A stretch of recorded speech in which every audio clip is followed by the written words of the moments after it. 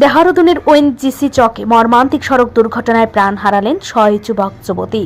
একটি দ্রুতগতির এমইউভি একটি কন্টেনার ট্রাকে ধাক্কা মারলে ঘটনাস্থলেই 6 জনের মৃত্যু হয়। এমইউভিতে থাকা একমাত্র জীবিত 25 বছরের সিদ্ধেশ আগরওয়াল বর্তমানে আশঙ্কাজনক অবস্থায় রয়েছেন।